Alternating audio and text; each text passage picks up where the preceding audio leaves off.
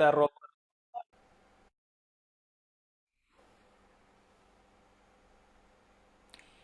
So have a great day ahead, and today we are going to discuss how we can rewire our brain. Now, lots of people tend to ask these questions. Why do I need to rewire? Now, what does even mean to rewire our brain? Can we really do that? Is this something? Is it possible? Now, what does that mean even to rewire our brain? I think I happen to hear this term rewiring our brain after I learned about neuroplasticity. So so there was a time when I got addicted to smoking and drinking, and I wanted to get out of those habits and behaviors, and I kept asking myself, what is the one way to do that? Is there any way to um, unlearn these habits? Because I learned those habits, I practiced those habits. Now they became a part of me. They are controlling me. So I ask myself, if I can learn it, if I, practiced, then it became a part of me. Is there any way to unlearn it? And that's how I came to learn about neuroplasticity.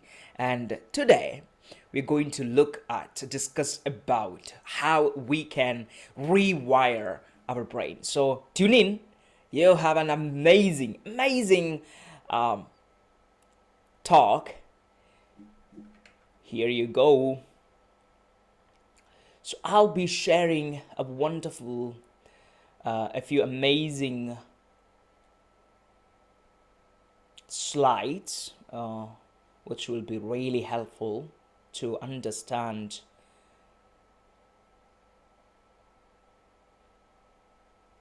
what I am talking about.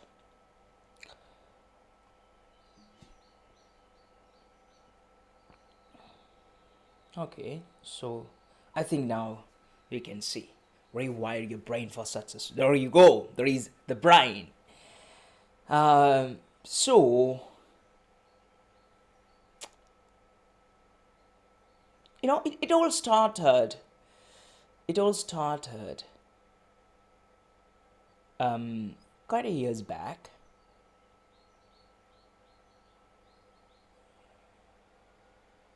Just a moment. I'm trying to do something here. Okay, I don't want to stop this record or pause. I want to pause this screen sharing. How do I do that? Oh my god, I can't find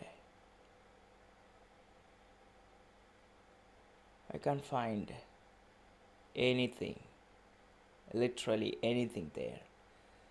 Okay, so where is the I got it. Post share. Yeah, I got it. So the story happened years back when I was sitting with one of my friend, and we were having a conversation. So I was talking to him, and as I was talking to him, suddenly he began to talk about my ex-girlfriend. And the moment he began to talk about my ex, I began to feel a pain on my chest, and I asked myself, "Oh my God, what happened?" And then I couldn't sit there. I was really worried, depressed, stressed out, didn't know what to do. So I began to fidget from my seat, and I was really anxious. I told him, I would be back soon. I got up from the seat and walked it toward the shop that's closer to the cafe, and I asked the shopkeeper to give me a cigarette. And as I was about to lit the cigarette, I paused a moment, and I ask myself, what am I doing? What am I doing? I was right there. Before that, I was right there with my friend having a nice coffee. We were having a chatting. We were having a good conversation. And suddenly, the moment he began to talk about her, I couldn't sit there. I was really uncomfortable. And I asked myself, what made me uncomfortable? What is it? Of course, it's the conversation about my ex-girlfriend. So I asked myself, okay, what is it about ex-girlfriend? What did he give me? Obviously, he gave me some information. And then I remembered, oh my god, he gave me this information. I was out of my mood. I wasn't the mood anymore. I was uncomfortable. I was in stress. It was really aching. I had a headache. Kind of my chest began to ache. And I remembered he gave me a piece of information, and that changed my physiology as well as my mental state. Oh my goodness. How could a piece of information change my physiology and mental state? And I remembered, I just posted one moment and I asked myself, what does that information contain? Okay, so there must be something pretty bad. So I asked myself, what does that information contains? And I looked into that information. Okay, what was he talking about? He was talking about what she had been doing at the weekend. And I asked myself, oh my god, that is not a bad information. Okay, literally, let's find more about this. What exactly was he talking about? He was talking about what she had been doing. She was at her home, and she was bored to death, and therefore she started growing some fishes in her room. And this was the information. There was nothing bad about it. Then why did I feel uncomfortable? Why did I fidget from my seat?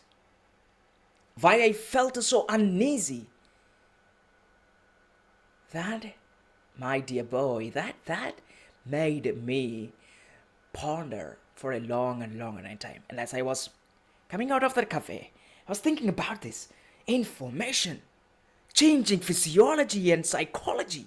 Information, changing physiology and psychology. This was all in my mind. I forgot about the pain, I forgot about the stress, I forgot about my ex, and I began to concentrate. Okay, here is something that I can really, really, really think of for some times. So information changes my physiology. Information changes my psychology. Oh my god. Now, even though, here is a point, even though the information doesn't contain anything, it changed my physiology. That information didn't have any kinds of bad statements. He wasn't talking about what happened, or talking about anything bad about her. He wasn't giving me any bad news. It was rather some just casual things that you had been doing, but still that put me in a very difficult pain. And I asked myself, oh my god, if that's the case, think about every day, every single day, I get thousands of information. And I ask myself, so how does my brain interpret this information? How does my brain interpret this information? And if, because of course, the information he gave me, it was interpreted by my brain, and it was misinterpreted. I couldn't read the information clearly. I didn't want to be sad. I didn't want to be uncomfortable. I didn't want to be, uneasy about her doing her stuff. I didn't want to be any of this. But I was worried. I was stressed out. I was depressed. Kind of in a very difficult mood. And so I asked myself, I didn't want to be in any of this state, but I was here. How? Because my brain got a message, interpreted something very bad, something really, really painful, and then I began to ache. Oh my God, what happened? And That's how I began to love about how information changes our physiology and our psychology. So that's where my journey started, and so I began to learn more about information and how it shapes us. And here is an amazing thing, and so okay, right, experiences builds brain architecture, and that's something really obvious. Now, here you go. I think you can see this wonderful picture. Every since we were born into this world, we are loved, some are abandoned, some are put in a very nice environment, some are put in a very wrong environment. So we grow up in different environments. And as we grow up, we look around, we learn. We look around, we install information. And each of these information we installs becomes the information connected by neurons. Otherwise, cells in our brain, they are called neurons. So every time you perceive a new information, you see a dog, you see a cat, you see your mom, you feel something, you're learning. You're associating those things, those visual things, those things that you hear with the things that you see, with the things that you feel. So you're associating, you're connecting, and your brain is installing all this information in your head in the form of a network, a connection of neurons. So you learn something, a new network, new neurons connect, and that's what learning is in your brain. You feel something and you see something, so that feeling and seeing and listening, hearing, all those neurons connect each other and they create a network, web of network. And that's one learning, that's an experience to your brain. And every time you remember, you go back, you go back to the same network of neurons functions. They fire, and then you remember, recall. Oh, that's it. Yeah, I see, I got it, right? And this is the fundamental principle about brain. This is how you function. You see something, you hear something, you smell something, you get this information from the surroundings, and your brain installs these informations in the form of a network connection, neural network connection. And once you learned, once they become a part of you, once you practiced enough, they become a very well-defined network system. And then you use this network system to function in your day-to-day, to operate in your day-to-day things, activities. Like you get up, go to bathroom, and you brush your teeth, you come back, you iron your shirts, and you wear the shirts, and you go back to you talk to your spouse and kiss her on her forehead as usually you do, and you go back to your office, and you see the same person every day, and you have the same chat, and you go back to sit on your seat, and you start working, and at the at lunchtime you go outside, you meet some few people, and then you have the same conversation again, and you come back and you sit on the chair, and watch some movies and relax, and then have some conversation with your family members and go to sleep. You do it repeatedly, and most of the times, on a daily basis, you're not really conscious, are you? No, you're not really conscious. You're just doing things, operating things. Now this is, you do it without much effort, without much conscious effort. It's because that you have installed this neural network, and now they take care of everything.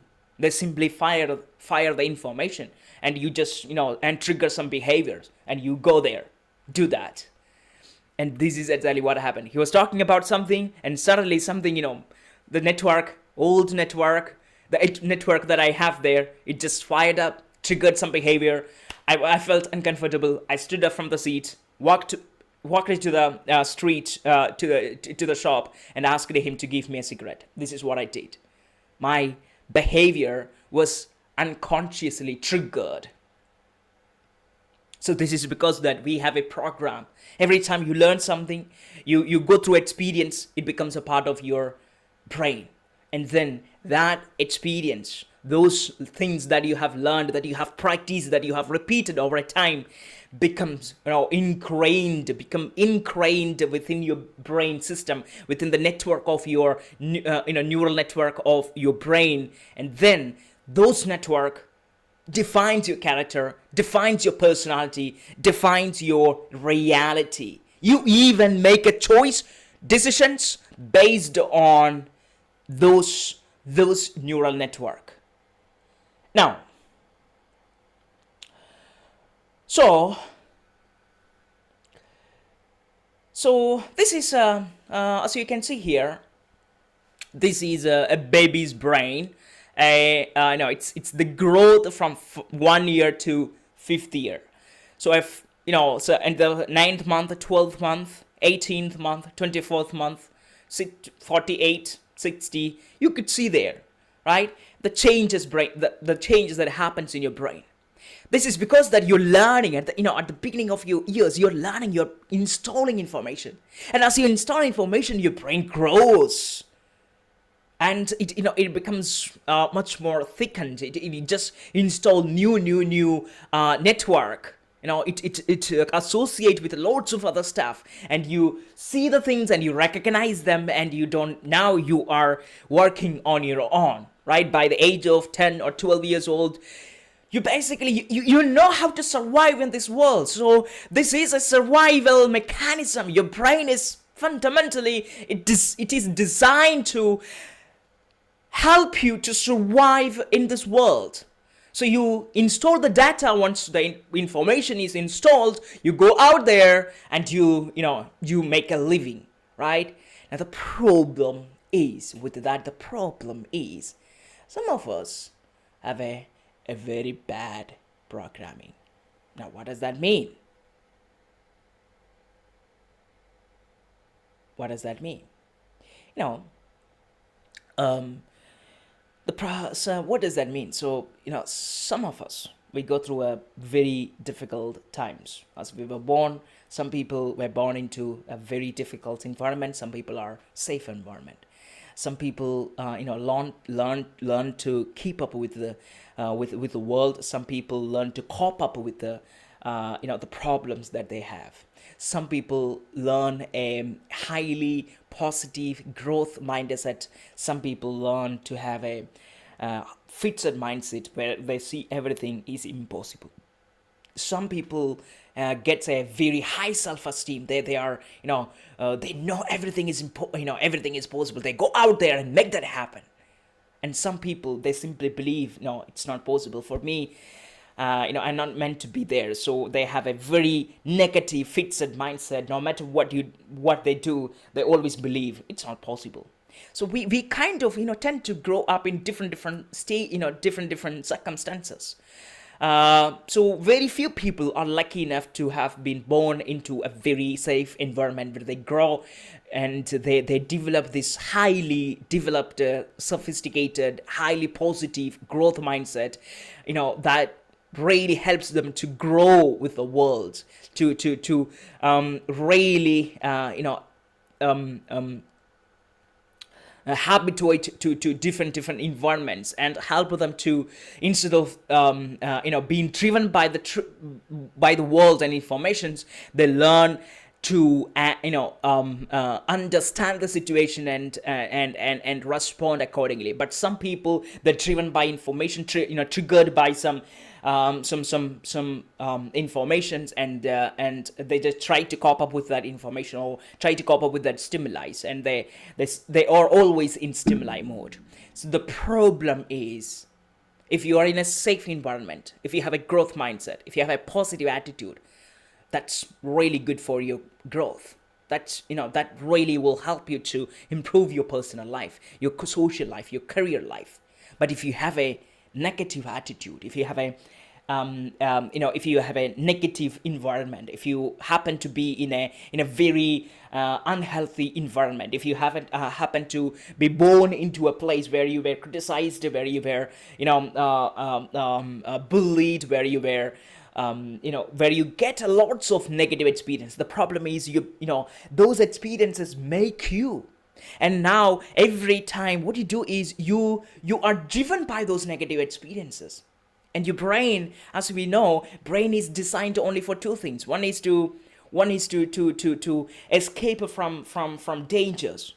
So all those negative experiences that get you put you in a very uncomfortable position where you see, or every time when you see a danger, you try to get away. So you stand, for the first, for example, let me tell you this in this way. Years back, when I was in second standard, that was the first time I went on a stage. So I was standing there on the top of the stage. I was giving a, I was singing a song, and so I was there, and I began to began to recite the first lyrics of the song. As I was singing, suddenly I heard a sound from behind the hall where the audience were sitting. As I heard the sound, I was really sensitive, and I am still sensitive. And so, usually I usually kind of get affected by how people, their facial expression and everything else. So I can easily sense their facial expressions. So when I heard this sound from behind, I was really it really affected me. I stopped singing for a moment, and I couldn't I couldn't get the next lyrics, and I stopped singing. I stood there for one more minute, breathing heavily, sweating all over my body. I stood there for one more minute and left the stage, and never got on the stage for the next 10 years. That experience, that's a negative experience. That negative experience, that painful experience, fearful experience gave me a lesson. Stage means pain. Stage means humiliation. Stage means it's painful, suffering, struggle. So never approach a stage again. This was the message I was given from that experience, and that experience controlled me. That experience controlled me more than 10 years. This is a problem. If you were born into a very unhealthy environment, that environment triggers you to behave in certain ways. That information triggers you to behave in certain way.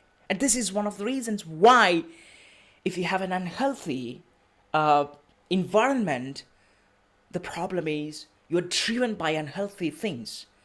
And every time you feel that same thing, your brain interprets it as a danger signal, and either to put you in a state where you are ready to fight or ready to run away from it.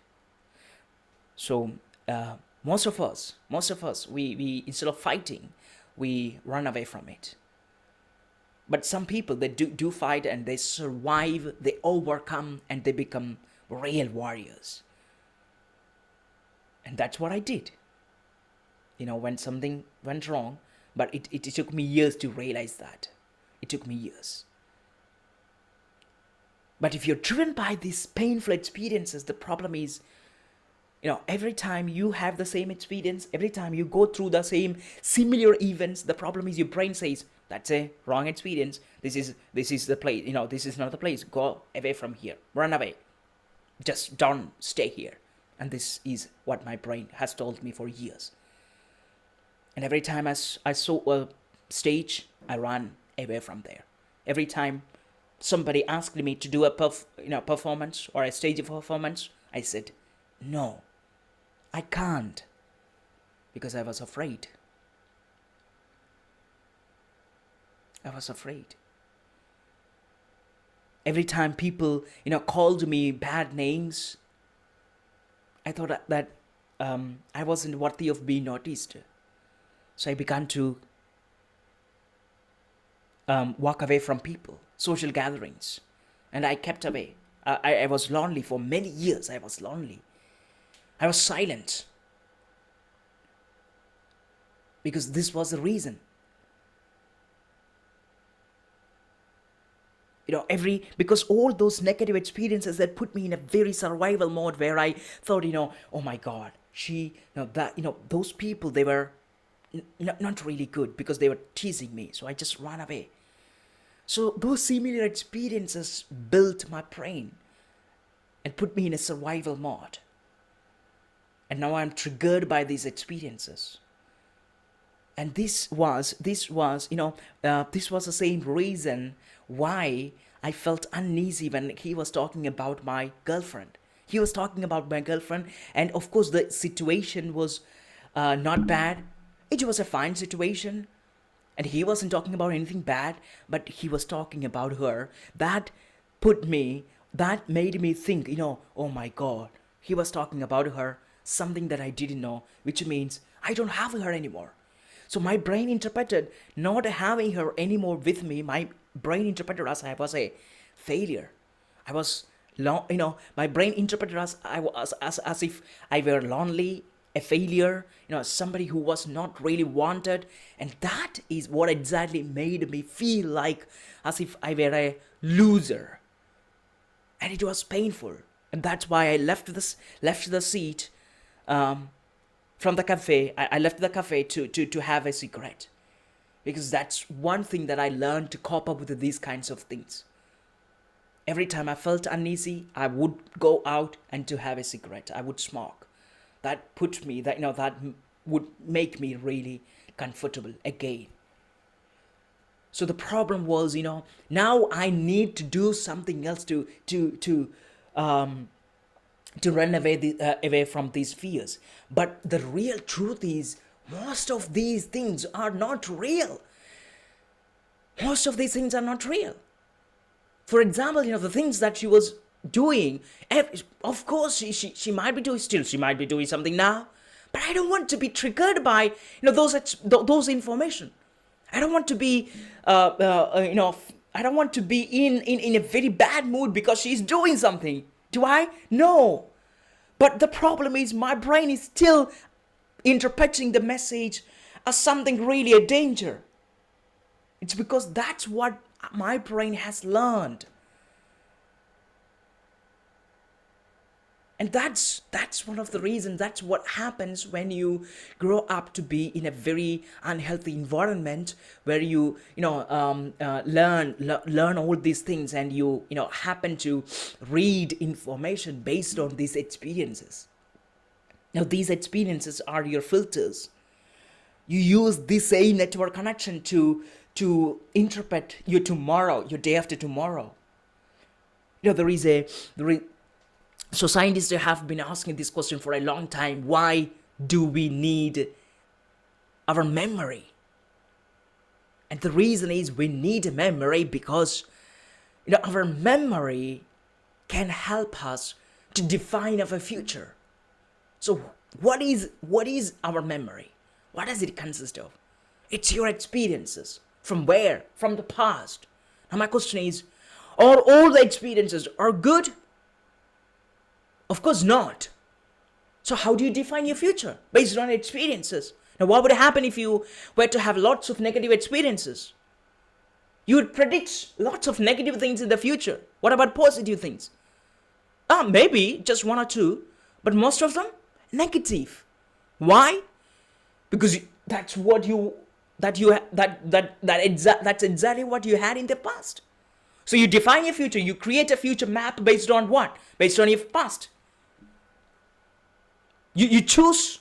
You make choices. You make decisions based on not your future, not based on what's likely to be there, but based on what you experienced in the past. And this is a big problem. Because now think about, if you're defining your future based on what you had in the past, the problem is you're laying a foundation of the future based on what you had there in the past. What would you do? So you had this bad experience with your friends. So similar friends, but now when you make a future prediction, you would make it like this. Okay, if you see similar friends in the future, run away from them. And another experience. Okay, so you had a very bad experience with a dog. So what's your future prediction? The future prediction is like this. When you see a dog in the future, don't approach. Don't ever bring a dog to your home. Okay, never let your children play with the dogs. This is the future prediction. So you use your past experience to predict the future. Now the thing is, think about every decisions you make. Think about that. And every decision that you have made so far, think about the consequences, and think about how you have made those choices. You just I decided to smoke that day when I was having this conversation with my friend. I decided to smoke. I wanted to quit smoking, and I'm trying to quit smoking that day. But when I really thought about, when he began to think about, tell about her, the moment he began to tell about her, I was driven by that same experiences, all experiences like abandonment, loneliness, feeling not being worthy. These were some of the information that were triggered, and I felt uneasy. I went and I had a smoking. Right? Look, if my still, that experience, that decision that I made that day to smoke was triggered by an unhealthy unhealthy information that is information that is misinterpreted by my brain, because my brain thought that information, not knowing about her is equal to loneliness, is equal to losing your girlfriend, is equal to a failure. And that's how my brain interpreted. And that that in turn affected me and my decision, my choices that I made that day. And this is one of the reasons why we this is one of the reasons why we need to rewire our brain. Because if you're programmed to run away from all the dangers, and the dangers that once you thought were dangers, right? If you're programmed to do that, you will be running all the way. You will be in a survival mode all the days, continuously running away from the things that you once thought or that you once felt uncomfortable. Running from where? From that experiences, really, an experience that once gave you painful experience. So now your brain, the problem is, once you had that experience, that negative experience, the problem is, unless you overcome that experience, the problem is you will be in the, you will be running away from it forever, unless you overcome it. Once you overcome, you learn, okay, this is not a big deal. I can do this. I can deal with this. And you will start dealing with it. But until then, you will be triggered by that experience, triggered by that information. You'll be continuously running away from your life, away from possibilities, away from opportunities. And that's exactly what I did, what I think that I did for many years. I was running away from life, quality life. I was running away from people. I was running away from real love, real stuff. And I don't want you to do that. I don't want you to keep running away from all these beautiful things that are about to happen to you. So, how do we... Okay, so this is an amazing thing. This is actually brain creating a neural network in your head, in your brain. Right? This is, you can see that those are neurons. They're sending messages. Look at that, how they are forming the network. Yeah, you could see there. They are connecting, they are talking, they are exchanging ideas. Some of them, Okay, you see that? That's what happens in your brain when you learn something new, when you experience something new. These neurons in your brain, they communicate, they create a map, they create a network, and they share information, and that is a learning. Now, this is what triggers your behavior. This is what triggers your personality. This is what triggers your character.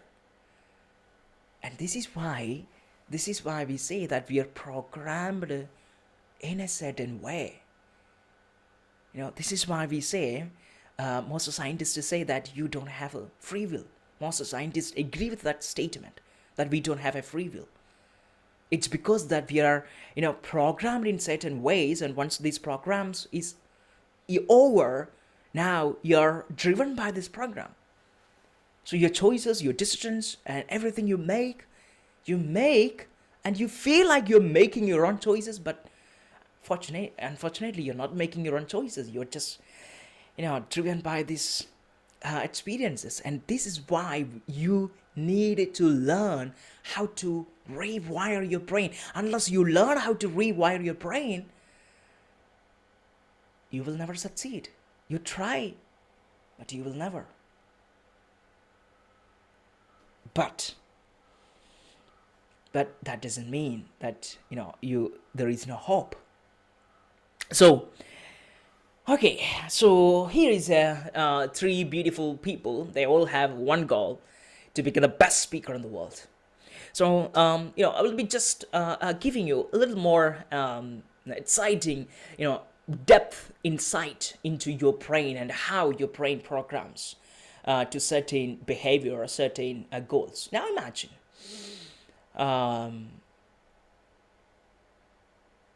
okay, so I think I didn't see you there. I didn't show you the neural network. Here you go. This is the neural network. I thought that I was sharing that. I must have forgotten it. So now you can see that. Really, you see that? Neurons talking, exchanging ideas. This is what's happening in your brain. Amazing, isn't it? Look at that. Oh my God, that's beauty. This is one learning. This is one experience in your brain. Dr. Kendall is a neuroscientist. He received a Nobel Prize for his work in neuroscience, and he said this. Every time you learn something, you experience something, and he did this in his laboratory. Every time you learn something, you create a neural network. And once you learn something new, one bit of information is equal to around the combination of a network of 26, 28, around 28, 13 to 28 neurons. And he did this in his laboratory, and he learned that, when one person learned one bit of information, 13 neurons changed into 28 neurons. They created a 28 neurons network.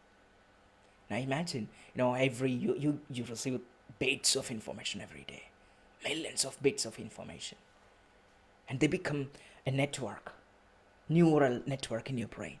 And then now your brain, your character, your personality, everything is triggered by this network. So it's like this, you wake up in the morning and something in your brain just pops up and says, brush up. So you go out and you brush your teeth and come back, and your brain now says, okay, now it's completed. Now let's what? Yeah, let's talk to your spouse, children. Yeah, and you go out there and you talk to them. You just have the same conversation. That's it. Unfortunately, that's it. And the choice we make, it's 90% of them depends upon the kind of environment, the kind of people that we associate with, the kind of people that we have. So how do we do this? So here is a map to the future. So we have 3 persons here, map 1, map 2, map 3. So 3 people with 3 different kinds of map. So they have one goal: to become the best speaker. So how does this experience build our future? So this is a small scenario of how your brain design the future map. Okay, so the map one, he has a starting point and he wants to become the best speaker. Mapper 2, the person with mapper 2 has a starting point and he wants to become the best speaker. Mapper 3 2 has a starting point. He wants to become the best speaker in the world. And they all have a starting point. Everyone has a starting point. But the thing is, most of them have a complete different route, right? Everyone has a different route, a different map.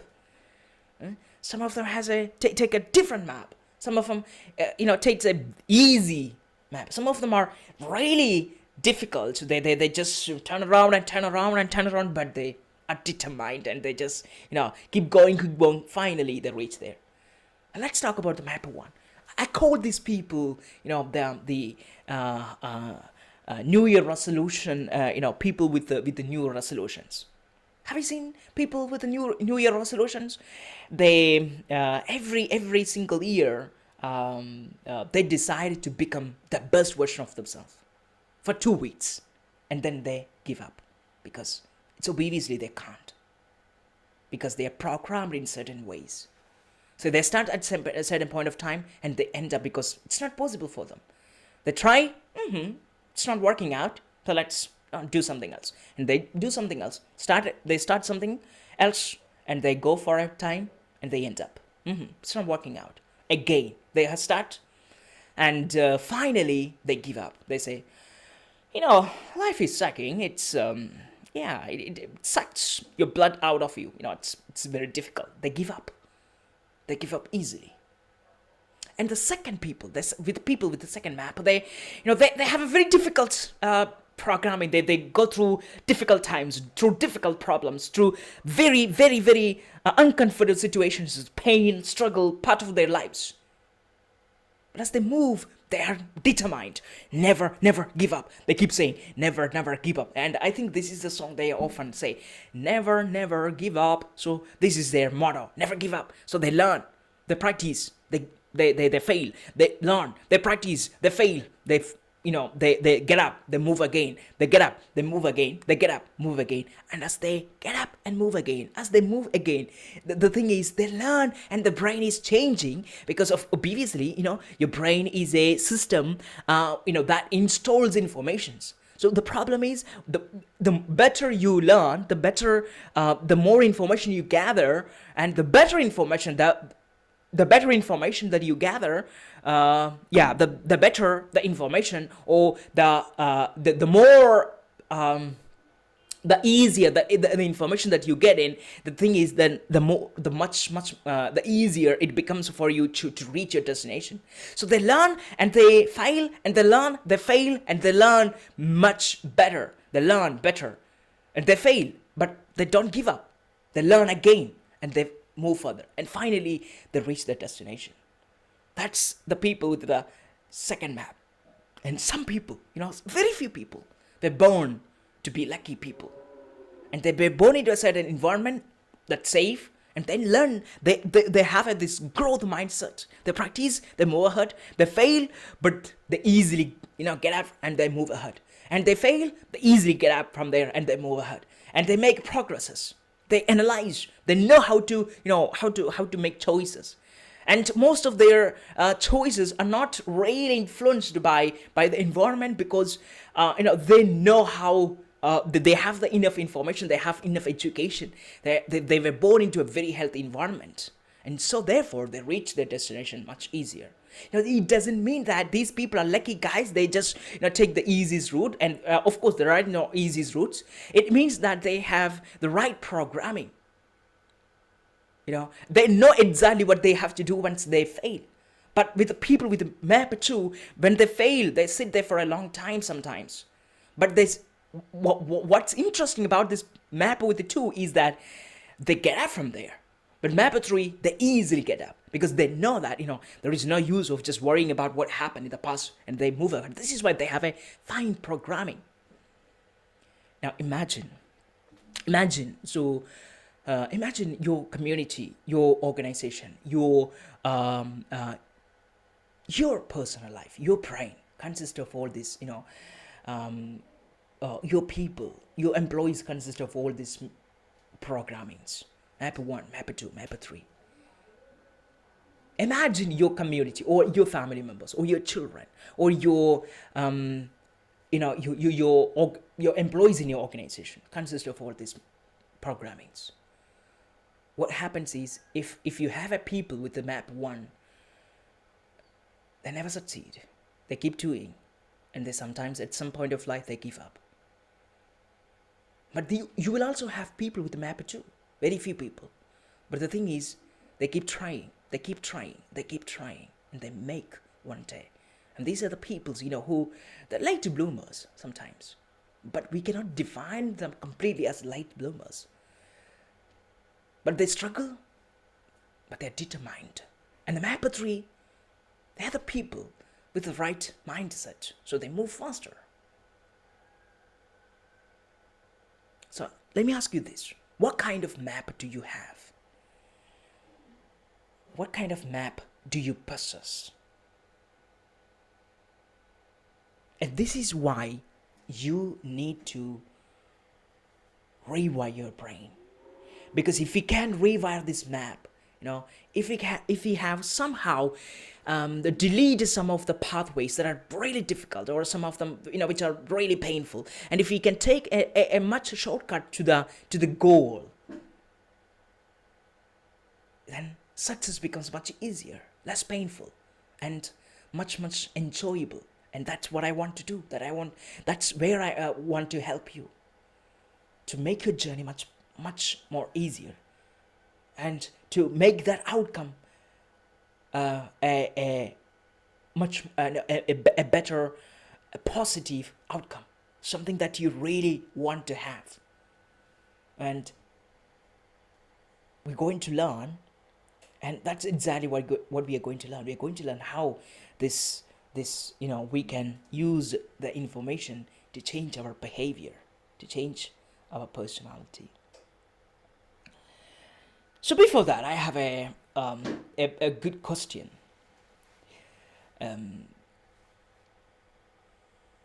So I hope that you understand why this information matters. I know that why this information matters.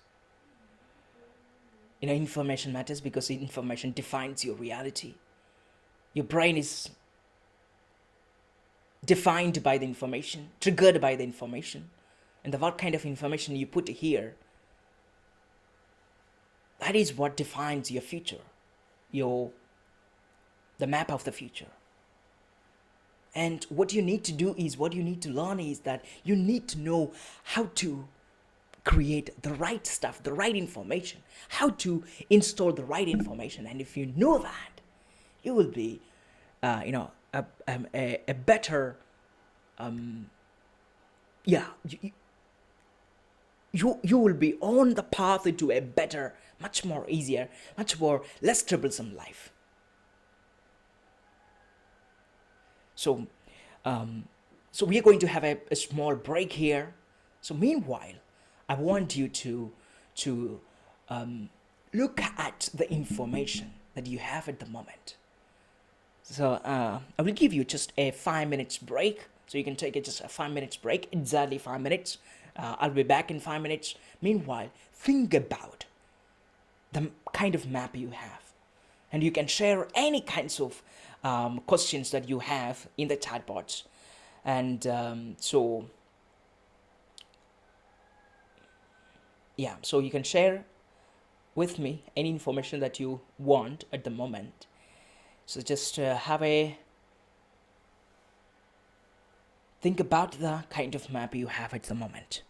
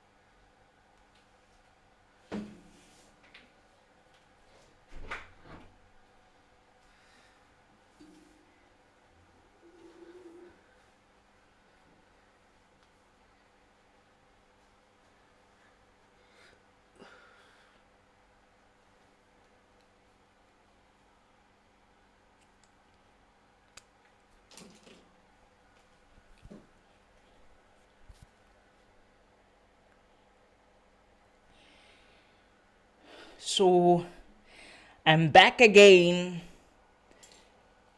I hope that, I can see here several questions. Well,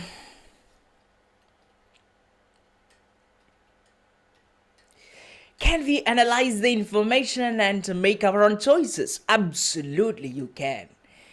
But still, I have to say that most often you are influenced by still the environment, the people that, for example, imagine you if you were to make a choice with your about a family matter. So you're influenced by the love of your the love that you have for your wife, children, and the principal values that you hold, and the kind of environment that you are in. Maybe if it is a very, maybe perhaps if you were born into a very traditional Orthodox family, and the influence, probably the any kinds of information. Decision or choice that you make depends upon that kind of teachings and traditions and belief that you hold, because from that environment. So of course you can make a pretty good analysis and make a pretty good one, but you're influenced because in some sense you need to because it's about this connection. It's about connection. It's about cooperation with others. So every so it's number one, it's necessary to have that influence. Otherwise, when you make a choice, it becomes completely a choice that a choice that's not influenced by anything. I think is also not a choice of your own, right? So I don't know what kind of choice would that be. A choice that's not influenced by any environmental factors. And I think it's necessary to have this connection with others. In turn, it will help us in many ways. But the thing is, you can get rid of lots of unhealthy information, unhealthy choices, unhealthy decisions through a better analysis, if you can really understand this. So that's a great question. Thank you for asking that. Okay, so further questions will be answering in our at the end of this section. So let's move ahead. Let's walk. Just move ahead. And so why this information matters, even, right? Although I said all these things, I just want you to take a little much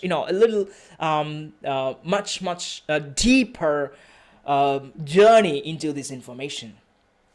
So when I was thinking about, when I was dealing with this information, the thing that I asked myself, well, what is the most influential information that's are available out there? How are we most influenced by the information we take? Of course, it's the DNA, right?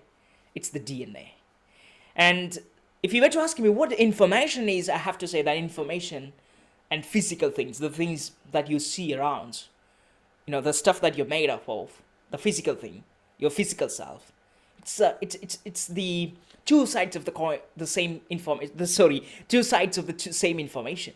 So information and physical things, they are almost the same thing, and they are interconnected, interwoven somehow, in a way that cannot be separated. And I don't know even if that happens, or if that's possible. But we can do separate them, and we can just think about in terms of theoretically. But in some way they are interwoven together, made it to be as one. Either one side of to the same coin. So information, physical things, almost the same thing. Almost the same thing. It is the same stuff. Almost, yeah. Kind of.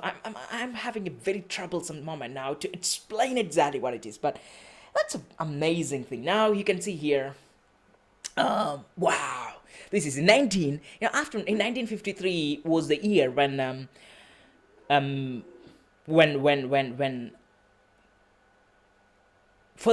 the first time we discovered the the shape of DNA, or DNA, how it is and what this we are made up of. So although we know about DNA and genes, before that it was in 1953 John Watson first discovered, and his colleague discovered, the structure and the skeleton of DNA, the DNA helix.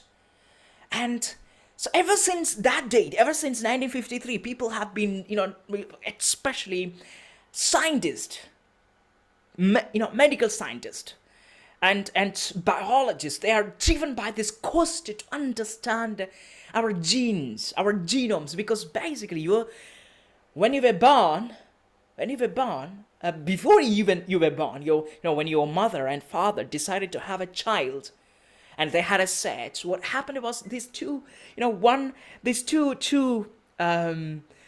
cells from two different people come joined together, just this 42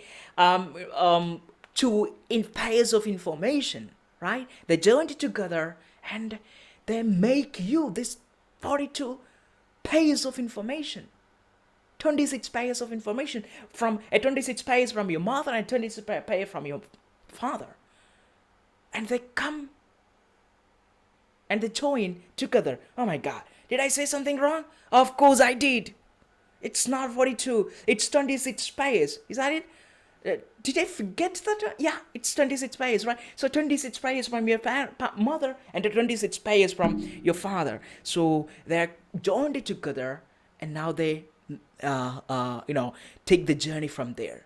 And that's basically, you are those pieces of information written in the form of genes or proteins, or the shape of the proteins in your DNA. That's basically who you were before you were born into this world. Those information.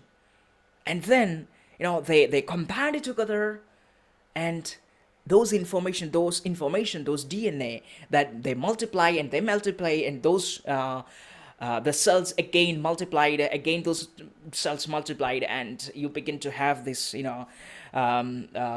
different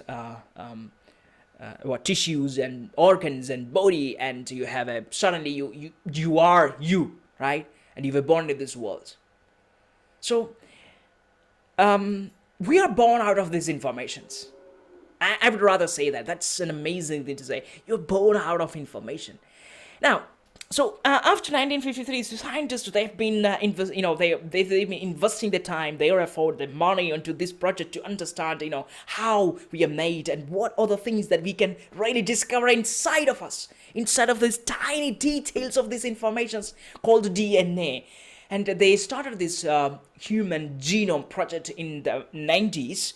And the aim of this research was to find out the DNA and how this information are placed in DNA, and to read those DNA. That's basically to understand DNA. So that's the aim of the research. They started the research, and after years after years, in 2000, in the beginning of 2020, 2003, I think it's 2000, they literally they found out how DNA is, and the information that the DNA contains, and they laid out the whole structure of DNA and its information, and they printed those information onto books.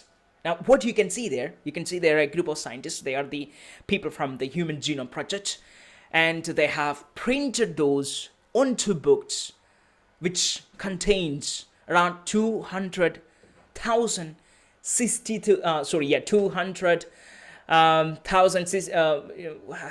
262,000 pages. Oh my goodness. And they weigh around 450 kg. And the amazing thing is that the difference between one DNA, which means the difference between my DNA and your DNA, is just only the 500 pages out of 262,000 pages. Out of them, just only 500 of them are different, which means it's that 0.0000000000000000005% different there is between us. And that's amazing. Think about that. Rest of the human species, everyone on this planet are the same. And this is amazing because, 50, 60, 70 years ago, we were fighting because there was color difference, there was race difference, and we were fighting each other because we were talking about who is better. We were talking about, who is taller, who is much better in terms of skill, in terms of intelligence. And after all, the truth is, we are the same. We are the same. There's nothing much different. The only difference is that this 0.000000005%. Rest of them all same. And that's a huge similarity. And now that also means something. That also means that almost I and you functions almost in the same wavelength. We think almost in the same way. We behave in the same way. We're the same species and we're the same people. Right? And the difference is all this psychological and this slight, physiological differences in our skin type and the features that we have. Maybe the curves of your nose, or the way your hair stands, the colors of your nose. It's a very slight difference. Apart from that, everything is the same. And but we still fight because I'm not your race. I am, we have our own kind. Let me ask you this. What kind of kind? I don't know. In fact, one of the beautiful things that this research has opened up, really revealed to us that we are the same. And the beautiful thing is that some people they fight because they think that they were sent to this world by a particular person from above, someone out there in the sky, looking after you. Now, I'm not against God. I do believe in God. The power, the divine power that's that runs through everything on this planet, everything on this universe. I do believe in it, but I don't believe that there is someone out there who is just like us, just looking after everything. As my God, Sachin is going that way. Just giving a push and just a pull there and here.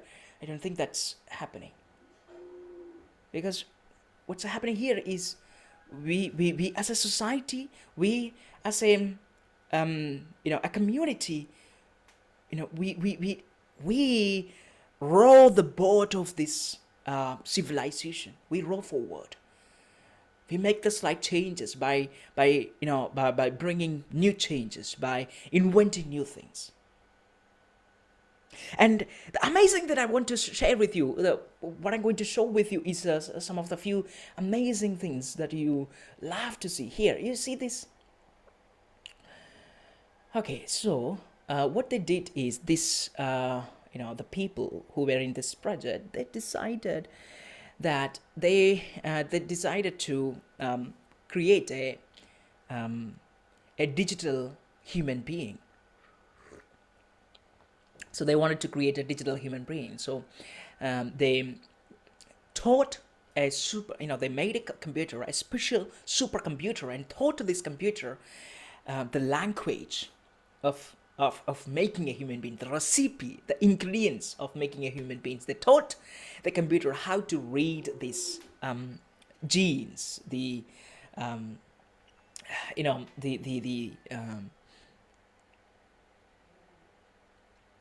DNA. And once they taught this DNA how to read the DNA. This is what you see. There is a they created, and now the what you see. The first one is a subject. Second was a prediction. They gave the DNA of a person, DNA of a person, and they literally taught the computer how to read that DNA. And this is the first picture you can see. There is a subject. That's the original face of the person. And the second one you can see there is the prediction made by the computer out of the information gained from the DNA of that person. Look at the similarities. Now you can see here another. You see, this is a computer made this is the original person. Now you can see here that's the face is slightly carved. The reason is because other features, mostly these beard and all the other stuff, we can, because the growth of them and how you groom, it all depends upon the healthy habits that you have after you were born.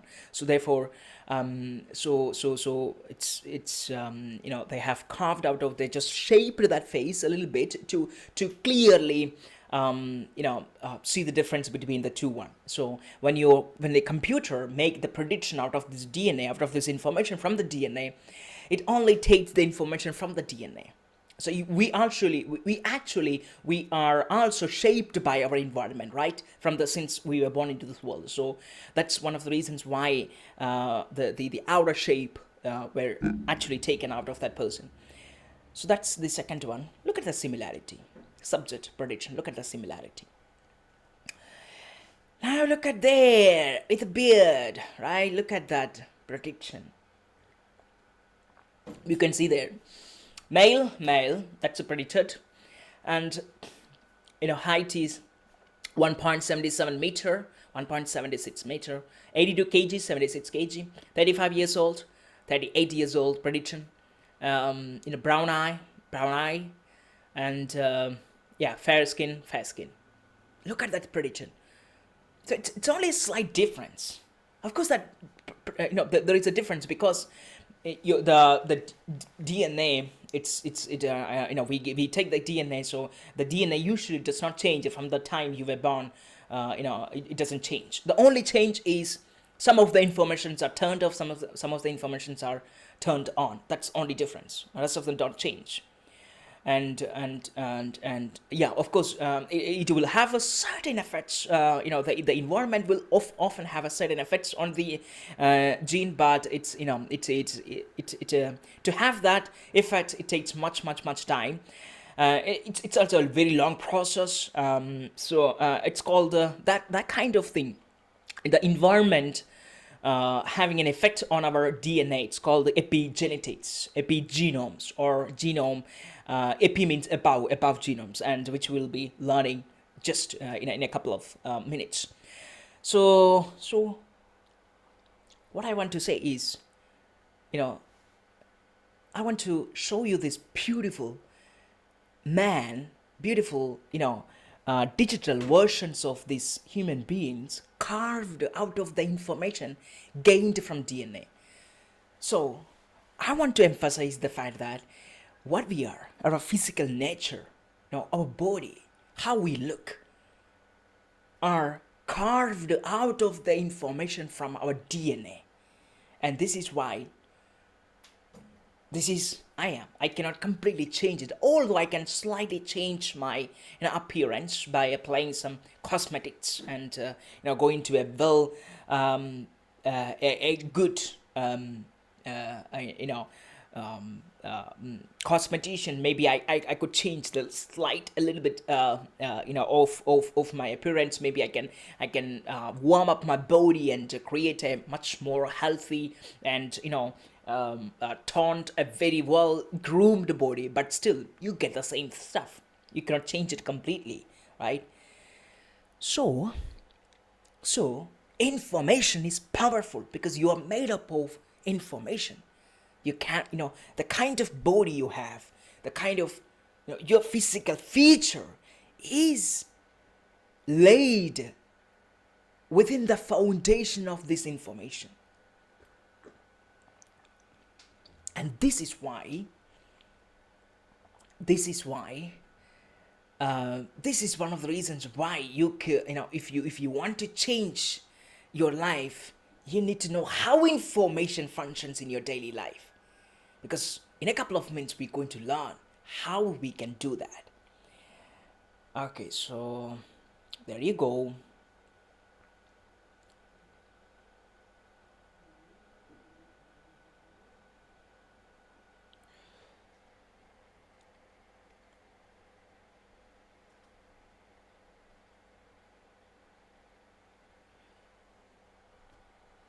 Okay.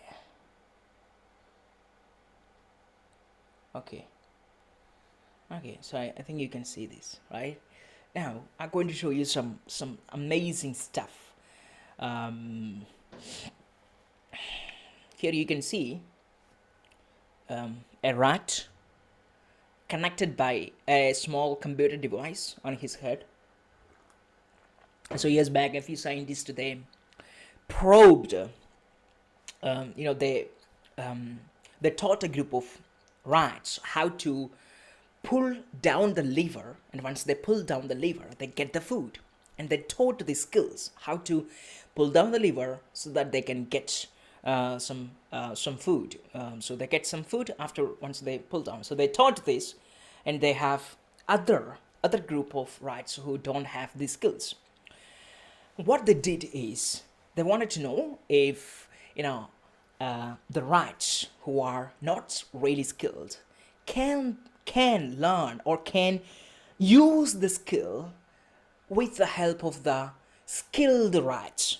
So what they did is they probed the brain of these rats, and they attached a computer device to these rats, and then at the other end of the computer or device is attached to the other rats who are not really skilled or trained. And once the bell rings, these skilled rats, they go out sniffing around, trying to find out the food. And once they see the lever, the skilled rats, they pull down the lever and they get food. And the amazing thing is that the non-skilled rats who were attached by this same device, same computer, mimic the skilled rats. They go out, sniff around, find the lever, pull it down, get the food. Isn't that amazing? This is one of the amazing that I have ever seen. Think about this. You are attached by a computer on your head, and you're skilled at many things, and the other end of the computer is attached to an ordinary person who doesn't have any skills, who doesn't speak anything at all. And you speak French, and that person, once receive the information from your heart, speaks the same French, right? Bonjour. So there he says bonjour, right? Think about that amazing things. So think about now, when I was listening to some of these talks delivered by some scientists, I was thinking about, oh my God, the future. Think about, you go to college and you take a chip of science book and you enter into your brain, or maybe some device where you can directly connect to your brain, and you don't want to learn anymore. You have the science book in your head and you walk around and you predict everything. You have the psychology book in your head, you have the language books in your head. Oh my God. Now the amazing thing is that world is not far away. It's very closer. And it's amazing to see all those wonderful things happening around us. Now, so what I'm going to show you next is much more amazing. Now, please watch this. This is really, really amazing. Watch this.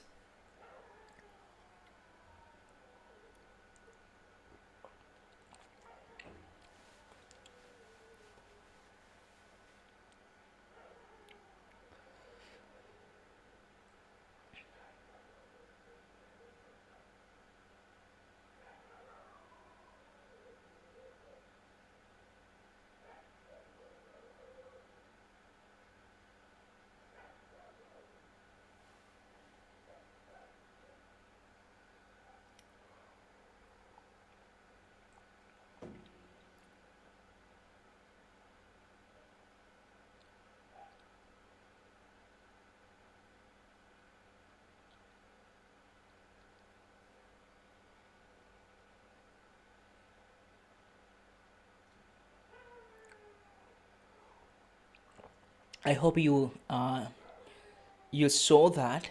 Once again, I'll show you, and now I will explain what this is. Okay, so now two scientists. The one you can see there, those are husband and wives. They are scientists, neuroscientists. So they are just doing a small experiment. They are.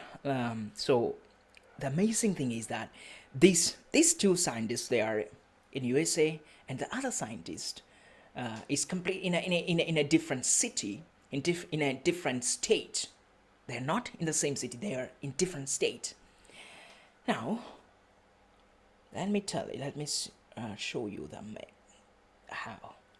Okay. So this is Dr. Rao. Dr. Rao is connected to a computer on his head. So this is this is not an invasive procedure. This is non-invasive, which means they are not probed into the brain. They have only attached a device on his head. So there, you don't need to do any surgery. It's called the non-invasive method. So he's attached with a computer on his head, a computer device on his head, and now he's watching a game, as you can see there. You can see, and now this is the other. Okay. So this is the where are you? Oh my God, something happened. Okay. Okay, you see that? So they both are attached. They are connected with this computer. Connected with the computer.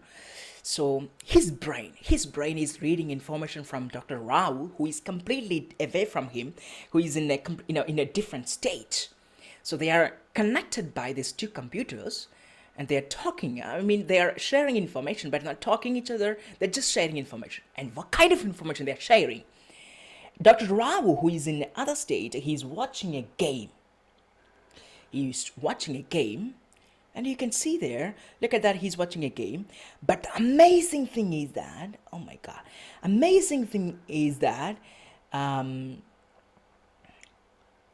okay, so Dr. Rao doesn't have any control, any manuals, or any manual control over the game, but he's the one who is watching the game.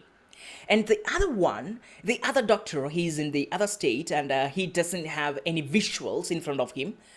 Actually, there was a computer, but there is a TV which shows the same game, but it's behind him. So so that she can understand what's going on there.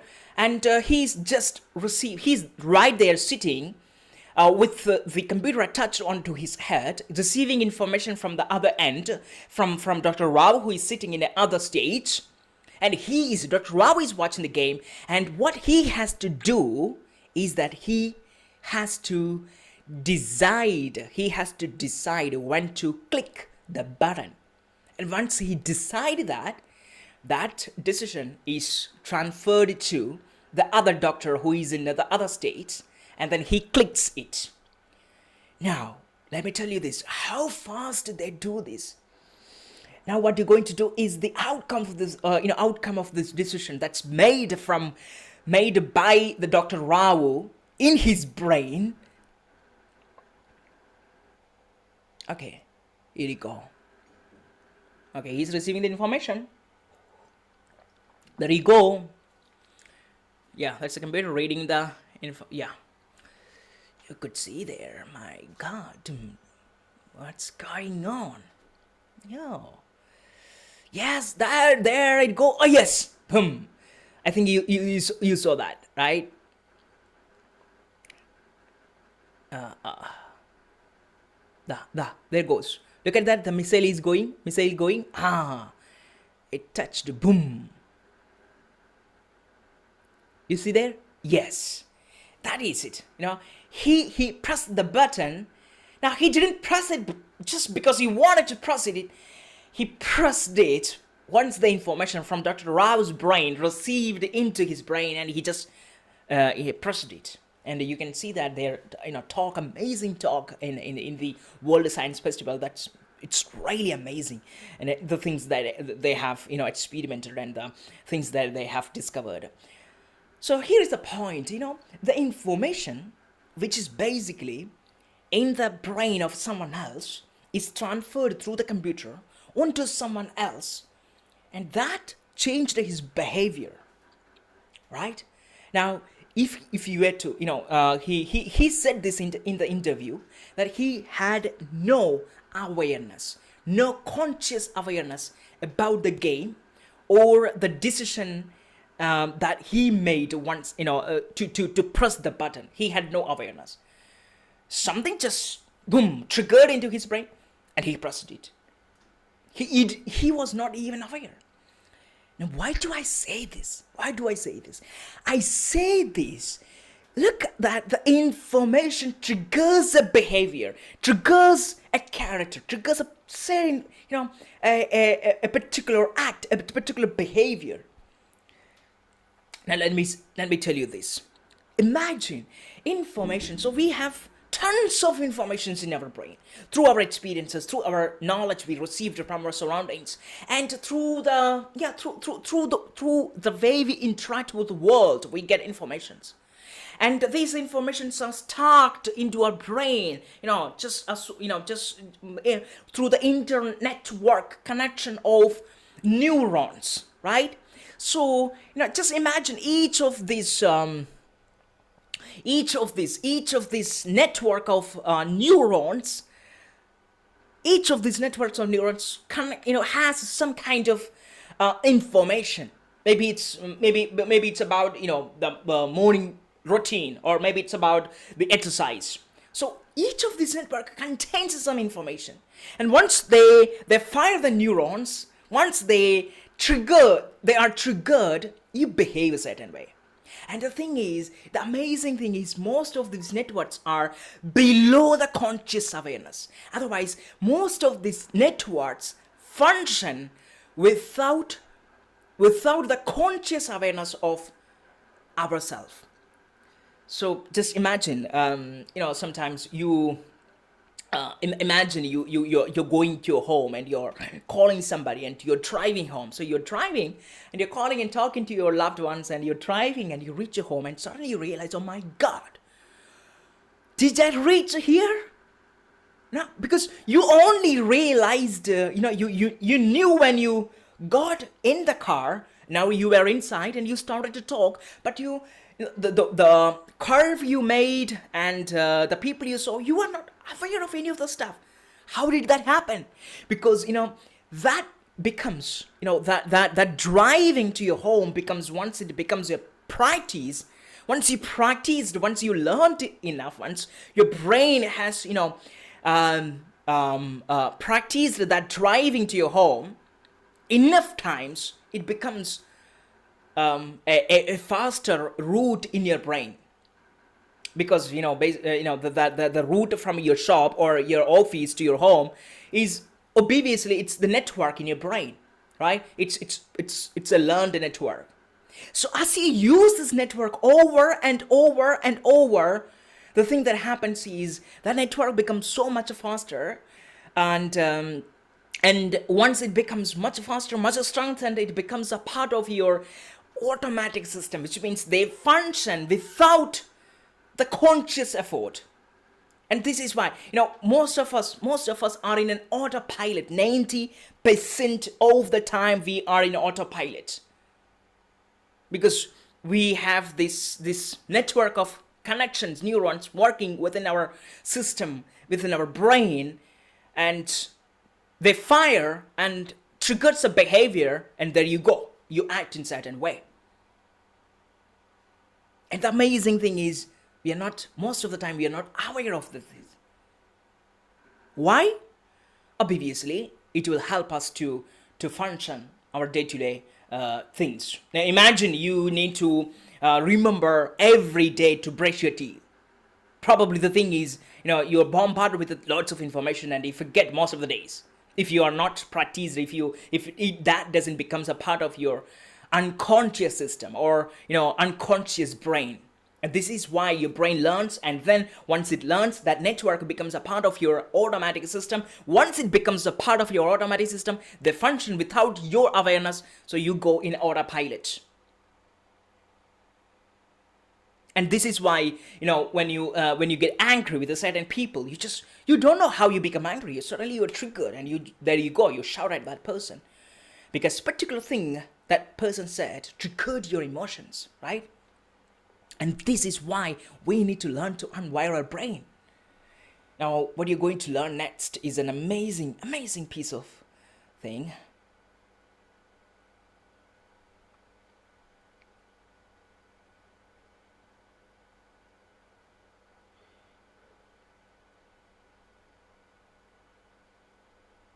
Okay. So there you go. Information creates physical changes. So information changes our reality. So to change the reality, you need to change the information. And that's where comes conscious information analysis. Conscious information analysis. What is that? What is that? As we said. So, in other words, CIA, or conscious information analysis, the process of becoming conscious of the stimuli that triggers unhealthy emotions by redirecting the information intentionally. Here's the trigger: intentionally. That's why it's conscious information analysis. Intentionally to stimulate a healthy emotions. How does that function? This is the thing. You are having a conversation with whom? With your spouse. The same conversation that you have every day. What is it? It's an argument. Or what? Or any similar things that you have this that you usually argue. So here you have the conversation. What happens? She says something, you get angry, right? Or you say something and she gets angry, right? So there is some kind of behavior, some kind of talk, some kind of information that triggers a particular emotions, and that in turns triggers a particular behavior. And there you go, you are in a big conflict, chaos. And then you see, what you see is that the plates are going over you, and words that doesn't necessarily bring peace are raised. Children are scared, they run out of it. So this is the problem. This is I don't say that every family has this, but some of them usually have this. And of course, sometimes it's good to have such an argument, because if you don't have little arguments, what is life then, right? But sometimes it destroys us, right? So conscious information analysis, when you have this conversation, instead of just being triggered by this emotions, instead of being triggered by the information, she says something, instead of just getting angry, you just stop there, right there. Stop right there, and you ask yourself, what did she say? Okay, she said something. Is it because she is in pain? Is it because she is angry with me? Is it because that she has some needs that are unfulfilled? Or is it because that she's tired after her work? Now, instead of being triggered by the information you received from your wife, you are reading it, right? Now you see these possibilities. There is a possibility she's tired. There is a possibility she's really fed up with you. There is a possibility that she needs much love from you. There is a possibility that she needs little support from you. A lot of possibilities. Now you are calm. You're relaxed, because once you solve this only as a as a form of communication in order to make you feel uncomfortable. Now this is not about you anymore. This is for her. This is about her, right? Now she's in an uncomfortable situation. What's your job? What's your job? To respond to what? To that information. To respond to that information. Respond to how? Not react to it, but to respond. So the first thing that you need to know is to understand the information. What is the information? Once you understand the information, then you can respond. So understand the information. So you ask these, you just lay out, you make you lay out all these possibilities in front of you, and you just look at it one, and you see all these points, and you, okay, so if she needs help from me, okay, I'm ready here. So you calm yourself and you approach that person. And possibly in most of our relationship, that is exactly what we want. And if we can provide that in a safe environment, tell that wife, okay, calm down, I'm here. If we can say that, I think you can have an amazing conversation. Then we can take that conversation from there. So CIA is basically this. It's just, instead of being triggered by the information, we pause a moment, we look at the information, we try to understand information, and then we make a healthy emotion or response.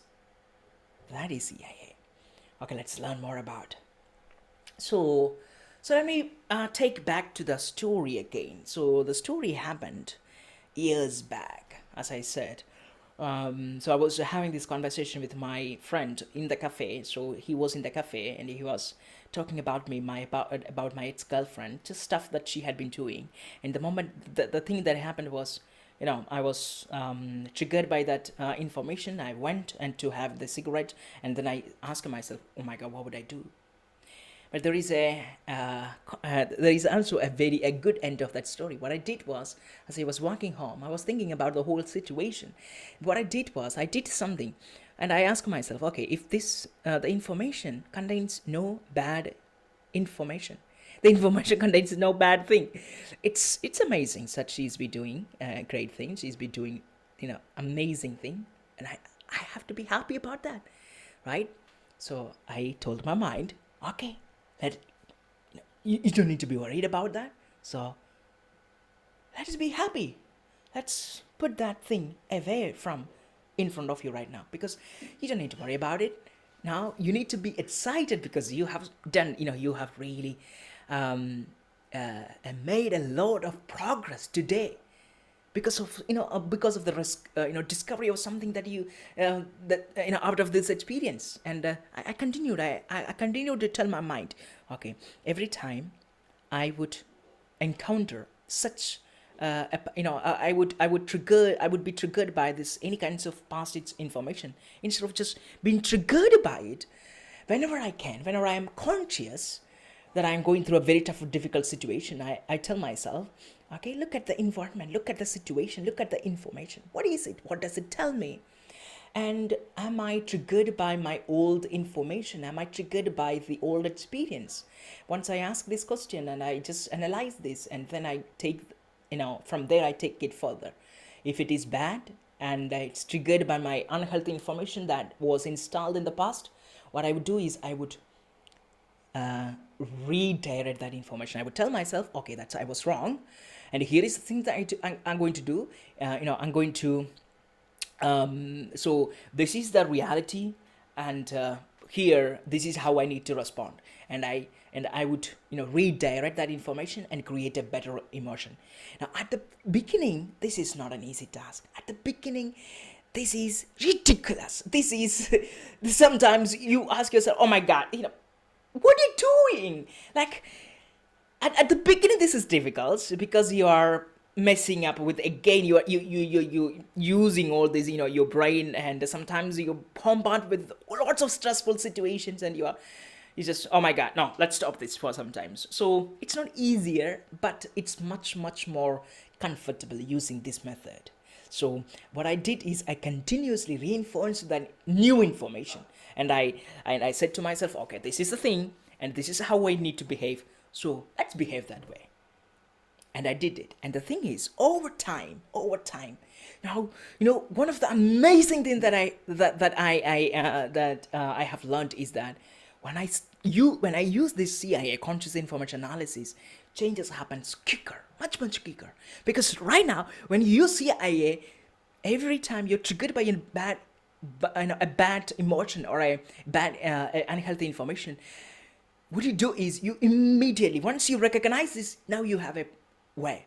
You analyze it, You change your response and you go ahead with it. And once I start to practice it has given me lots of amazing things. So before that, I'd love to show you how this functions. Look, we get information from our surroundings. So we get this information. We have an automatic systems that reads information based on your past experiences, and you create response. That's how you behave, right? And this is the CIA, conscious information for behavioral change. You get information, same information. So once you go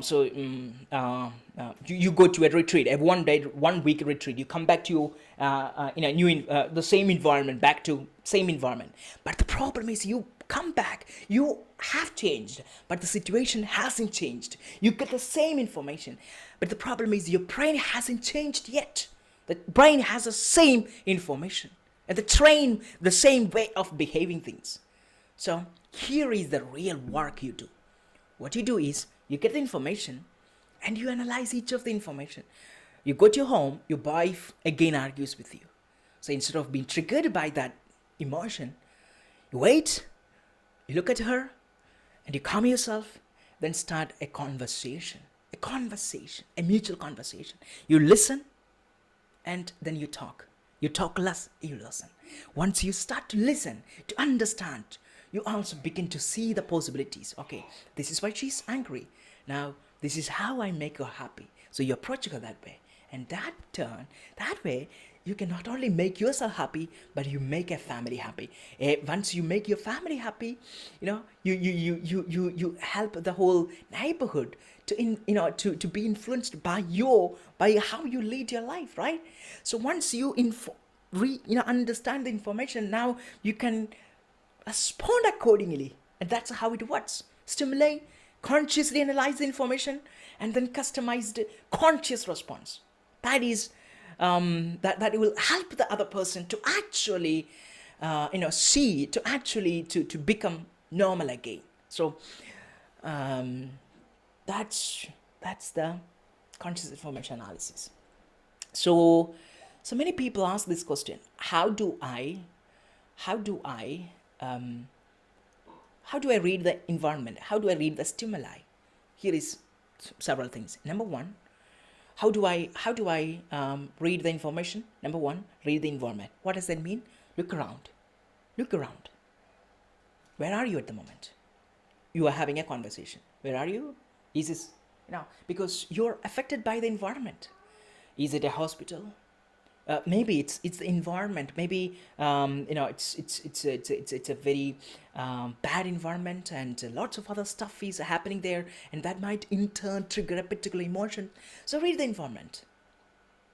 Maybe it's late at night. Maybe, for example, you come late at night and your wife is angry with you because she's been waiting for a long time. So the environment. So it's night. It's late, and she's tired. She's alone. Read the environment. Read the verbal, non-verbal cues, emotion, and physical changes. So you understand, you read, oh my God, now she's talking to me. How? She's angry. Her voice is breaking. And look at her, her hands are shaking. And she's not in a balanced way. So in some way, she's asking you is to, come on, take me, bring back to my balance. This is what she's talking, right? Now, if your boss is, imagine you're having a conversation with your boss. How does that sound like?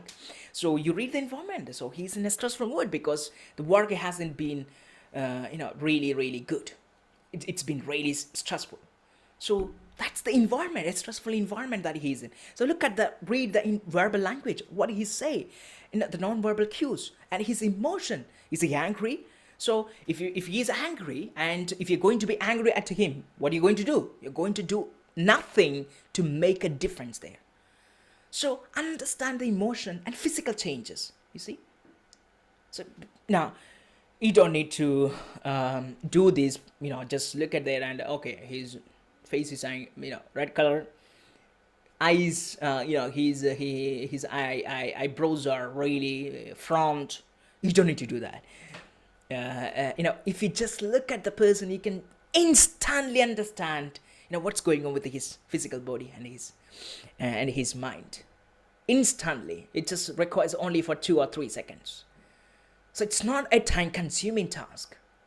And next one is, now just imagine, if the situation, if you want to read, sometimes some people want to get rid of some behavior, so they want to use the CIA conscious information analysis to get rid of behavior. And if you want to get rid of behavior, this is how you do.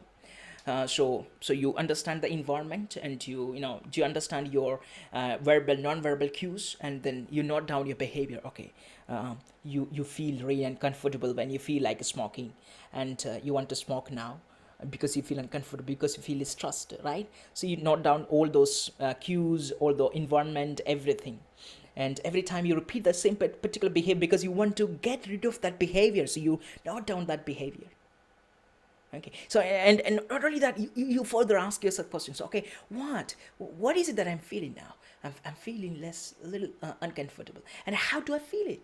I feel this way. Okay, and how do I stop this, or how do I escape from this, or what can I do here, or what can I replace this particular emotion with something else amazing feeling. So ask the questions to understand. So if you want to stop a behavior, you ask yourself. So if you're having this conversation with your spouse and she's angry, ask yourself this: oh, what is it that triggers that emotions? Maybe she's angry because I'm late. Okay, say sorry. Why? Can't you say sorry? Of course you can. So say sorry. And give her something in return, because she deserves that. She's been waiting there for you for all this time, so she deserves to at least to give her a kiss and take her out. Give something amazing, and that's how you build a relationship. That's how you build a strong connection with the people. So ask her how, what, and how, and further analyze the information. And the next thing is, you get feedback from others. For example, you're having a conversation with your boss and he's angry, and instead of just being, assuming, expecting something, okay, this would be because of this, expecting or assuming something, just ask the feedback. Oh, what do you think that he's angry? Okay. Do you think that my behavior actually makes him angry? Yeah. So what kind of, what do you think about my behavior? Is it? So thereby you understand yourself better, because since most of us are unaware of the information that we have, most of us are unaware of the emotional state we are, because we are in automatic state. And if you are in a if you're in autopilot, the thing is that you're not aware, and you just behave in certain ways. And it's always better to ask someone else some feedback. And there are some, you might have some amazing people, maybe a lover, maybe someone who support you always. So get this information from that person. And once you do that, and then, use this information, based on this analysis of the information, choose a healthy response. Now, how do I do? Okay, so I think based on this understanding, I think the boss is really angry with me because I did something terribly wrong. Now, what if I were in the place of boss? What would I do? I would feel the same. So he deserved to be angry, right? So what can I do? Okay, so I want to make him happy. I want to show him that I'm passionate about my job. I want to show him that I am passionate about what I'm doing. Because this is something that I want to do truly. Throughout my life, this is what I want to do with my personal life. So I'm going to do that. Okay, and you can either, it's based on the situation. You can you can respond to that, and you can say, maybe it's to your boss. Boss, I know that I have let you down, but I'm going to do the hard work. I'm going to work from this moment onwards, and I'll give you everything that you need. And I don't care if it makes me uncomfortable, but I will do this. I know that this maybe I'm extremely sorry. And you go back, you do it diligently, with your passion and with your that vision, that vigor, and you bring the results, and you get back to him. Now what? Now you made a connection with that boss. Now he can trust you. Okay, even though, because we are humans, we make mistakes. Even though we make a mistake, he's ready to compensate for the mistake he has done. So that person can be trusted. And the thing is that your boss is now ready to give you more work. Oh my God. So, I mean that he's ready to promote you. He's ready to take, okay, you stand by my side because I know that I can trust you. And trust is one of the most amazing thing that we can share one another, you know, because if you can show some other, your people that I can trust, I can be trusted, that's the amazing gift that you can share. And if you can influence your behavior in a way that that helps the others, that helps other people to trust you, perhaps that will be the one of the best thing that you can do in your personal life, that can have, that has a complete effect, complete impact in your future life. So that's how you read, analyze the information in us using CIA. So the other one is effective communication. So we looked at how we can change our behavior. Effective communication. So it's the same thing. We can change our communication and use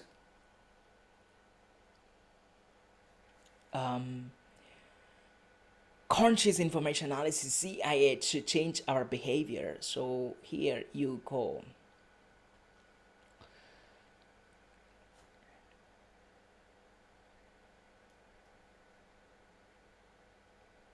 Okay, so how do we do? How do we use the CIA to create the best effective communication? This is how you do. You read emotions, you study the body language, and you ask and listen. Okay, so you can do this in any way. Just use the 1, 2, 3. Perhaps you can do this by first. Number 1 is listen and ask. Number 2, read an emotion. Number 3, study their body language. So, listen to them. Listen to people. That's the best thing that you can do. Listen what he has to say.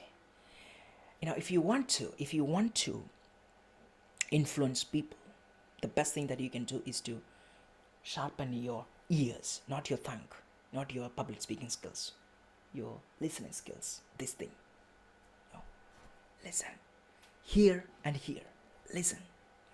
Once you have this ability to listen well to people, the next thing is ask questions, because to respond to a certain stimulus, you need to know what exactly that person needs, right? Otherwise, as you said, you're triggered by your old information and you presume or you assume this is the situation. And you take that past experience into scenario and you make decisions. Bad way to make decisions, especially in this world. So you listen and you ask questions and you read emotions. What's that? What is he happy? Is he sad? Is he good? Or what is the emotions? And you study body language. What does it show? And if you can do that, I think once you do that, you understand. Okay, now you have analyzed the information. Now what? Now respond. How do we respond? That's what I'm going to show. How do we respond? This is how you respond. When you respond, you show your empathy, you show your compassion, you show your vulnerability, you show courage. Empathy. What is empathy? Empathy is understanding how others feel.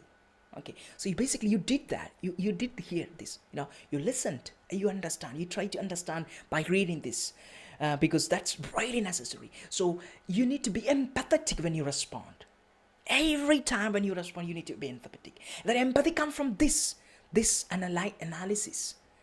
So now listen here. Now every time, the amazing thing is every time you respond, you can use empathy, because you use your CIA method and you just follow the method. You ask, you listen, you read, and you study the language, body language, and you make a decision and you make a response. So that's you empathize with that person. You understand how that person feels. So he is in a stress. Okay, what's your job? Get him out of the stress. That's the amazing that you can provide him. And so empathy, then compassion. What is compassion? Compassion is, okay, you feel stressed because that person is having a stress. So you go help him out. Okay, years back, I think when I was a communicate English trainer in a institution in Hyderabad, I was going to a bank, and one day when I was going to bank, I saw this man. He was standing there. No, he was lying there in front of a shop, and he had a wound on his leg. And I looked at him, and he just stopped me, and he said he wanted to, he wanted 1 rupee. He begged. So I didn't have 1 rupee. I had, I was going to bank to send some money. So I had 100 rupee notes. So I took 100 rupee note from my pocket and I gave him that. In India, 100 rupee back then, years back, 100 rupees is something really valuable. So you can have an amazing meal with 100 rupee, really an amazing meal. So I gave him this 100 rupee, and I told him, yeah, I put him onto his hand, and suddenly he looked at me and he said he didn't want 100 rupees. He needed only 1 rupee. When he said that, I don't know what, I put him that money onto his handbag, and I said, this money belongs to you. This is yours. This is not mine. This is yours. Take this. And I gave onto his hand, and then something amazing happened. I was looking into his eyes when I was talking to him, and I was just saying that, and he looked into my eyes, and our eyes locked, connected and locked, and something amazing happened. I don't know what happened, but I felt an unconditional feeling, an amazing feeling that I had never experienced before. Amazing feeling. I cried. I stood there. I cried. Now that was the tears of happiness. For the first time in my life, I felt the tears of joy. My heart was in joy. And that day I realized, oh my God, does such a feeling exist in this world? That's the first time I realized that. That's the first time I realized that.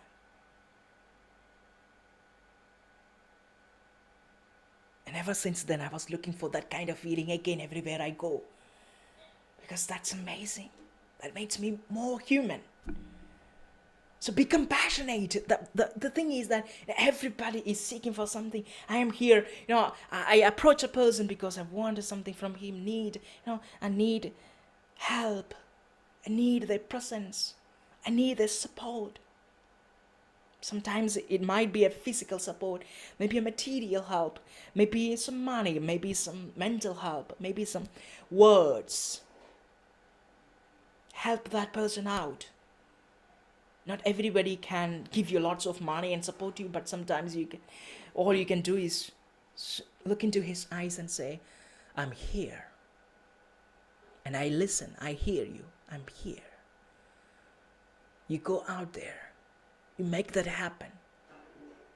And those words are enough for the person to become courageous and to go out there to make something happen.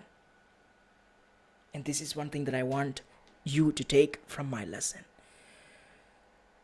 Be compassionate.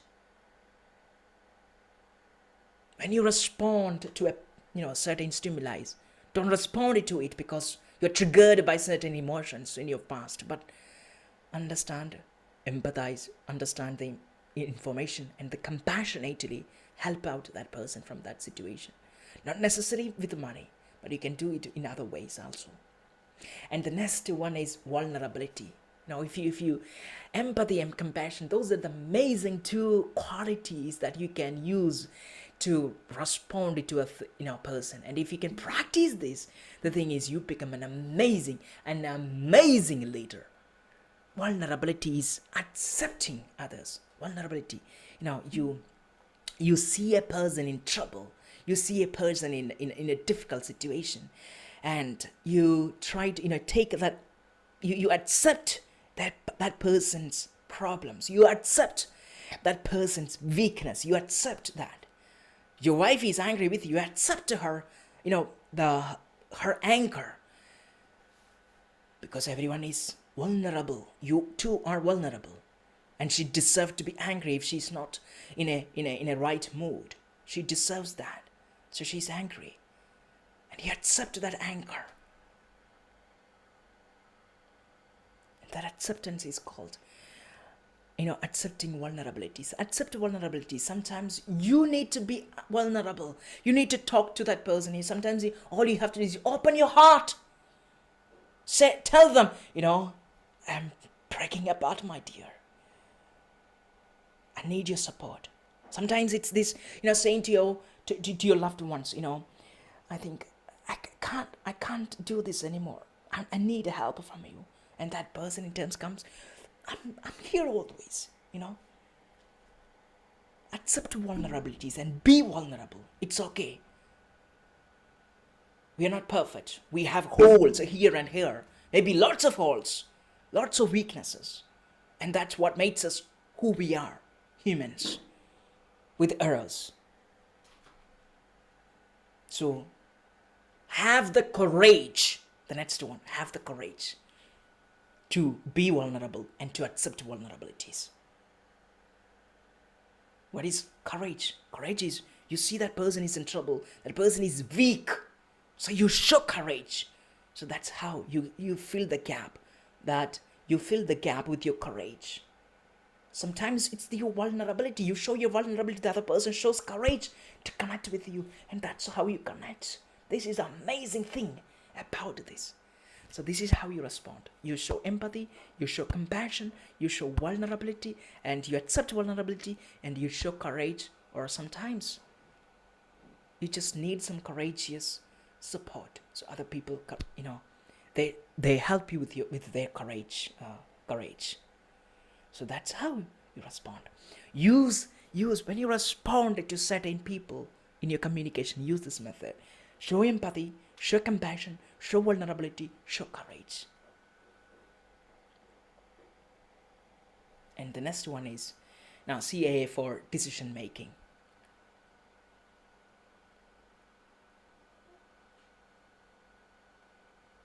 Now this is how to make a very rational, more logic decision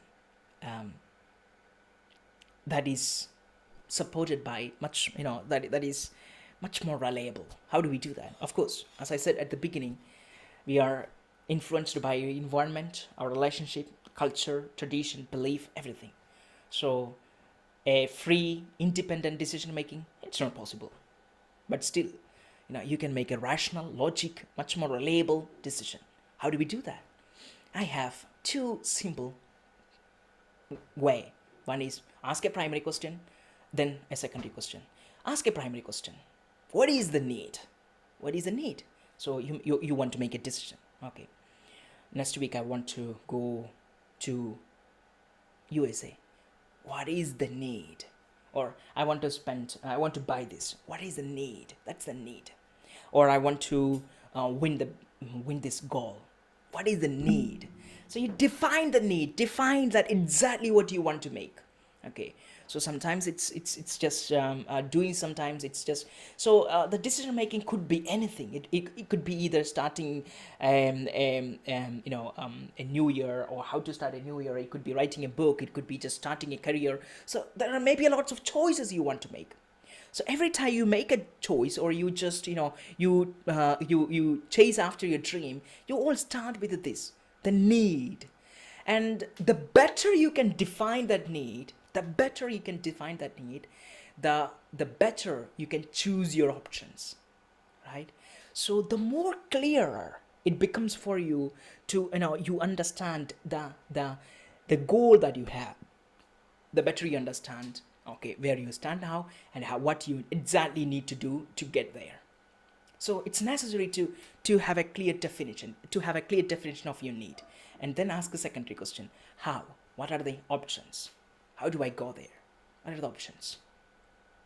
So find out the most possible 3 or 5 options out of all the options available there, and take the most possible one, number 1, and go with it. If it is not working out, go to the second. If it is not working out, go to the third. And if it is not still working out, go to the primary question, the need. Redefine the need. Ask yourself, is it the exact need that I want? Maybe because if you have a wrong need, you will have a wrong options. So ask that, and you go forward. That's how you move. And then the stage second. So as you move, you see, one of the option is really working out. So you move ahead, and at some point of time, you don't have any information. You don't know what to do next. So what do? So you reframe the primary question. Okay, what else do I need? Okay, so I'm here and I have accomplished this. What else do I need to accomplish? Okay, these are the things. These are the primary needs. So there may be, for example, if you are going after a big goal, you might have loads of smaller needs. So you can just, so these needs could be small goals. So what is this goal? What is the primary need? So what is that I need to accomplish here? Exactly. Reframe the primary question and ask the how, what are the, again, this thing, the better you can define your primary question, the better you choose your options. And then you ask your secondary question. What's the how? How do I reach there? Lay out your possible options, go with it. Further, move with it. That's how you go. So that's the second stage. Third stage. Now there may be a lot of other stages in between this second stage. You just go there and again you start again and you start other. So there may be lots of other stages. But the third stage, mainly third stage is at some point of life or some point of your journey you realize that okay, there isn't information anymore. So maybe just imagine. You run a medical company, and your medical company actually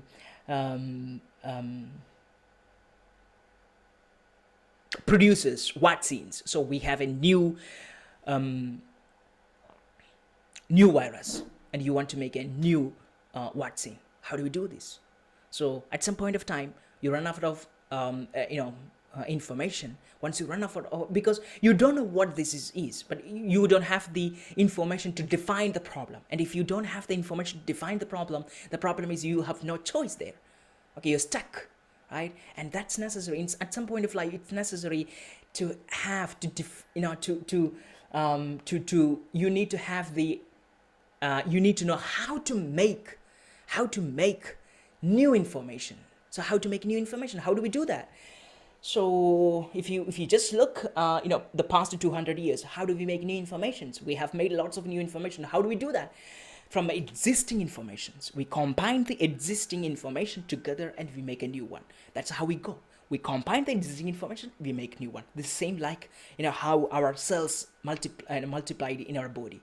It takes the information, same information, and it just combine it and it makes a new one and it multiplied. That's how we do that. So that's how you do with information. You take take all the random informations out there and you try to combine them and you create new informations. And the faster and the better and the smoother and the smarter you are in the process, you will be able to create better new informations, which in turn will help you out to create. Now, this is a really difficult situation because this deals with creating, innovating, and inventing things. So that's one of the reasons why this is a little difficult. But if you can use the CIA method, I think you can literally change how your organization functions, how you invent new things. So you repeat the process, the stage 1, stage 2, stage 3, and you go ahead, and that's how you make decisions or goals, how you reach your goals and destinations. And so we are going to finalize this. So when you become conscious and analyze the information based on the need instead of being driven by the automatic system, you will be able to create a response that is healthy and effective. The same thing has to do with the decision making, communication, behavior. Because only you can make, if you can create new things only if you're conscious. And this is why your brain has a conscious part. Otherwise, it can be completely unconscious. Why 90% instead of being just, take 100% and run it just like a program and go? No, that's not possible. Because, we sometimes, occasionally, there comes a problem that you have never encountered before. And then if you are in autopilot, the thing is that you use the same information, existing information, to deal with that. And there comes a problem because in the existing information, you don't know what that problem is because you have never experienced it before. This is new, and your automatic system doesn't have the functions, the keys, doesn't have anything to deal with that new information. And that's where your conscious system comes into play. Now your conscious system comes into play. Okay, this is new information. I know how this works. Okay, crises. So your conscious system isn't, is ringing the bell and looking at the problem and bring out some amazing stuff. So this is why we have this amazing conscious system. So what CIA is this? We tap into this conscious system and we make use of our conscious system in order to rewrite the information that's there, that's installed in our unconscious system. And by doing this little practice every single day, we rewrite the brain. And that is conscious information analysis. So just imagine, think about all the changes, all the positive impacts that we could create if our children learn to use conscious information analysis in their daily life. How would it change our relationship with our spouse, friends, and co-workers? Just imagine the changes that we can bring into our relationship. How amazing would that be? And I would encourage you to use CIA, conscious information analysis, to bring that change, to make that impossible things possible, and to make your relationship stronger, and to make your